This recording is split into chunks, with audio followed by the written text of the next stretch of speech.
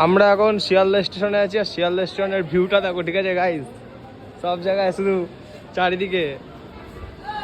এটা হলো আমাদের ওয়েস্ট বেঙ্গলের শিয়ালদা স্টেশন, ঠিক আছে? প্রচুর নাম করা। যাই হোক, এটা স্টেশন, এটা হলো ব্র্যান্ড, ঠিক আছে, ওয়েস্ট বেঙ্গলের। এই এখন সব মানুষ এখানে রেস্ট করছে। ব্র্যান্ডের একটাই নাম শিয়ালদা, এখানে সবাই রেস্ট করছে। ওয়েটিং রুমে যা চার্জ নেয়, তা সাধারণ মানুষ তার ওয়েটিং রুমে যাওয়া পসিবল না সবার জন্য।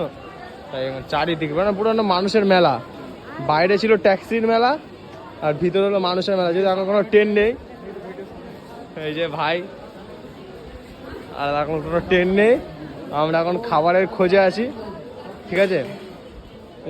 ওয়েটিং রুমের চার্জ এতটাই বেশি, যার জন্য সাধারণ মানুষ তো আর কী করবে, সবার বাইরে কাজে বাজে যেতে হবে, যাদের দূরে দূরে ট্রেন আছে সব এখন এখানে এরকম রেস্ট নিচ্ছে। সবাই নিজের যে যার মতো ত্রিপল, তারপরে ব্যানার পেতে নিয়ে চার্জ। আর ওই ওখানে একটা ফ্ল্যাগ বোর্ডে কতজন মিলে চার্জ দিচ্ছে দেখো, ঠিক আছে?